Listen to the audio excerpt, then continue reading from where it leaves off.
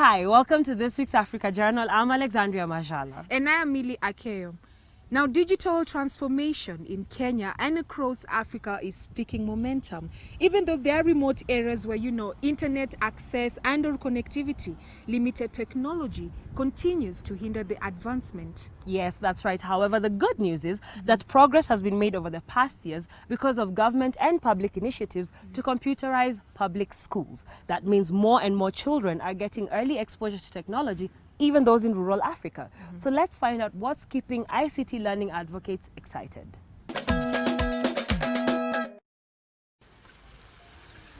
In remote areas, gadgets such as laptops, fancy phones and tablets are very rare to find. Children from these communities often have to walk long miles to school. By the time they arrive, their minds have often switched off. However, these fifth graders at Elangatawas Primary School in Kajiado County, a far-flying region in Kenya, are catching up with urban counterparts. They're enjoying a science lesson using tablets to reignite their minds after a long walk. Now, since we have looked at In class today is teacher Elizabeth Pertet. She has taught here for the last 12 years. Since the gadgets were introduced to the school earlier this year, her class is interactive and more fun.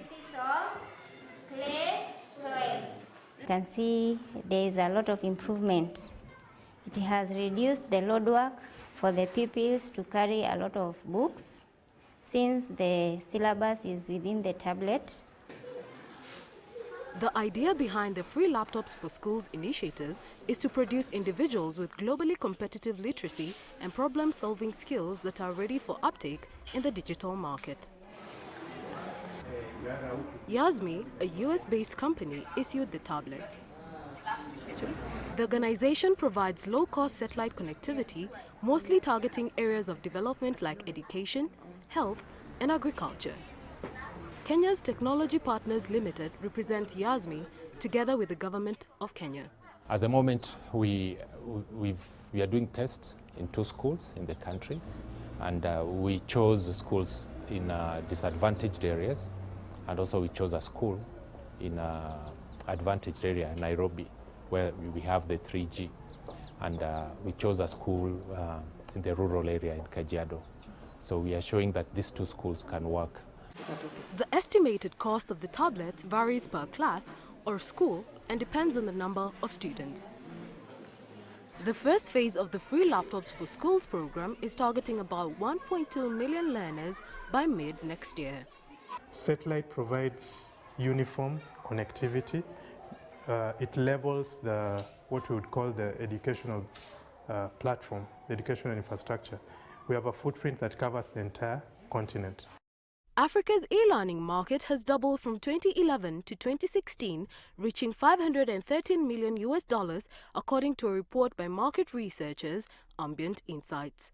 South Africa is Africa's largest, along with Angola, Nigeria and Tunisia.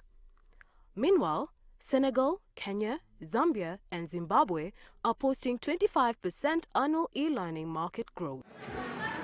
In Kenya, for instance, the government has set December 2016 as the period in which all the 23,951 public schools will receive tablets for the rollout of the project. Lack of electricity and affordable technologies to manage the learning process are some of the challenges that have plagued ICT for schools. Through the Ministry of Energy and the Rural Electrification Authority, connected about 23,000 public primary schools to electricity, and where the national grid cannot reach, others have been connected through solar power.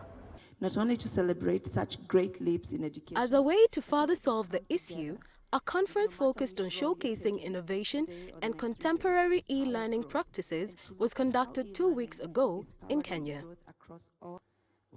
Now in its 4th year, the forum, dubbed E-Learning Innovations Conference and Expo, ELICE, was initiated in 2013. Over 300 people and delegates were present. Yes, we're not saying bye-bye to face-to-face. What we're actually saying is how can we do face-to-face better by bringing in technology and bringing the best of both worlds for the advantage of the learner. So the training providers will build it. This year's conference stakeholders and the main event partner, the Kenya Institute of Curriculum Development, KICD, announced plans to launch the Kenya Education Cloud in January 2017. This is where digital content can be accessed. Developers hope the digital curriculum will make learning more fun.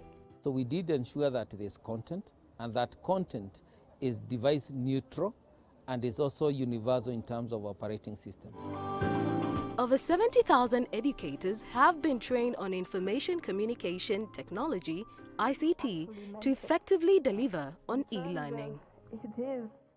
Some of us had to be taken to a refreshment course on how to use the tablet, though we had an idea of the technology, but it was a little bit different since it had a different package. Back in Kajiado, it's learning as usual for these youngsters, one tap at a time.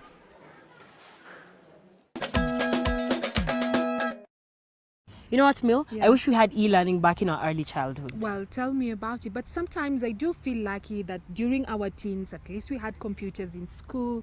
We saw the introduction of mobile phones, and sometimes I wonder, like, what should our children expect in terms of technological advancement? Or our grandchildren, for that matter. I feel by that point they'll be grabbing information from thin air. Well, that's already happening right now. I've seen that on TV, actually. Yes, and I always think that movies portray what's going to happen in the future. Yeah. I'm convinced. Certainly.